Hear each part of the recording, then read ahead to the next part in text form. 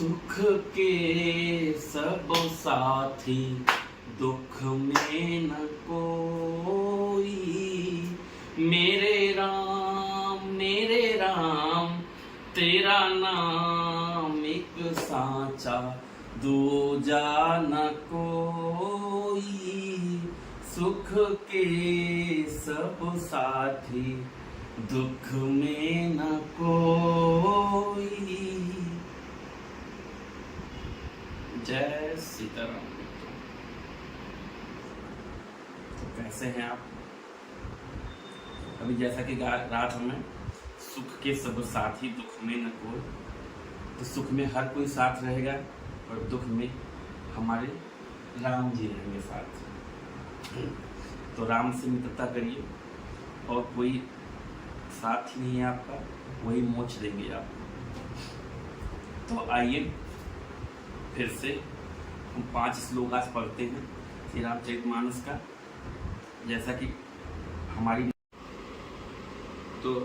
कि मैं एक मुहिम चला रहा हूँ कि हर भारतीय, हर हिंदुस्तानी, हर हिंदू कम से कम 5 चौपाई 5 श्लोक रोज आप श्री रामचरितमानस का पढ़िए और कम से कम एक पौधा आप डेली लगाइए।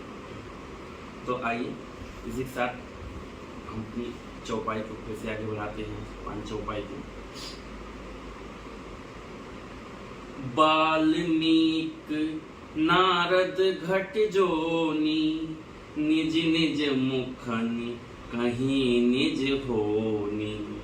जलचर थलचर नभचर नाना, जे जड़ चेतन जीवो जहाना। गोस्वामी तुलसीदास जी कहते हैं, नारद जी और अगस्त जी ने अपने अपने मुखों से अपनी होनी जीवन का वृतांत कही है। जल में रहने वाले, जमीन पर चलने वाले और आकाश में विचरने वाले नाना प्रकार के जड़ चेतन जिनमें जीव इस जगत में हैं। मत किरीति गति भूति भलाई, जब जेहि जतन जहाँ जेहि पाई। सो जानब सत संग प्रभाव, लोकहु वेद न आन उपाव। उनमें से जिसने जिस समय जहाँ कहीं भी जिस किसी यत्न से बुद्धि, कीर्ति, यद सती, विभूति, ऐश्वर्य और भलाई पाई है, सो सब सत्संग का ही प्रभाव समझना चाहिए। वेदों में, लोक में इनकी प्राप्ति का दूसरा कोई उपाय नहीं है। बिनु सत्संग विवेक न होई, बिनु सत्संग विवेक न होई। राम कृपा बिनु सुलभ न सोई। सत्संगत मुद मंगल मूला, सोई फल सिद्धि सब साधन फूला। सत्संग के बिना विवेक नहीं होता और श्री राम जी की कृपा के बिना वह सत्संग सहज में मिलता नहीं है। क्या बात कही वो समझ तुलसीदास ने। सत्संग के बिना विवेक नहीं होता है और श्री राम जी की कृपा के बिना वह सत्संग सहज में मिलता नहीं। सत्संगति आनंद और कल्याण की जड़ है। सत्संग की सिद्धि प्राप्ति ही फल है और सब साधन तो फूल है। सठ सुधरहि सत संगति पाई, पारस परस उधात सुहाई।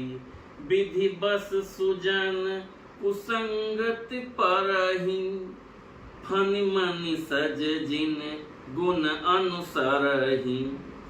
दुष्ट भी सत्संगति पाकर सुधर जाते हैं। जैसे पारस के स्पर्श से लोहा सुहावना हो जाता है, सुंदर सोना बन जाता है, किंतु दैव योग से यदि कभी सज्जन को संगति में पड़ जाते हैं तो वहाँ भी सांप की मणि के समान अपने गुणों का ही अनुसरण करते हैं। अर्थात जिस प्रकार सांप का संसर्ग पाकर भी मणि उसके विष को ग्रहण नहीं करती तथा अपने सहज गुण प्रकाश को नहीं छोड़ती, उसी प्रकार साधु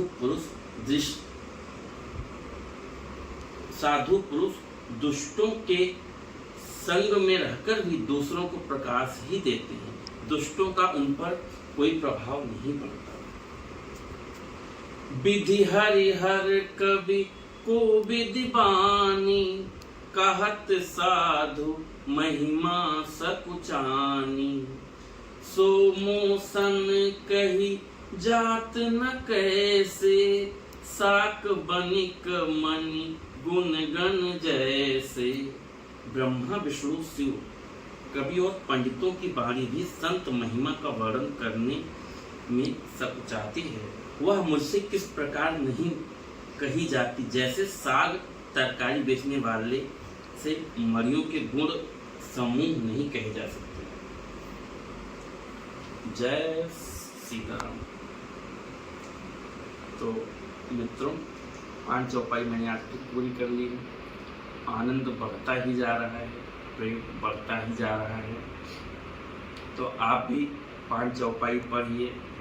मैं इसकी गारंटी देता हूँ कि आपको बहुत सुकून मिलेगा, बहुत आनंद मिलेगा, आपका जीवन बदल जाएगा। जो भी समस्याएं होंगी आपकी, यदि श्री राम जी की कृपा से अपने आप खत्म हो जाएंगे।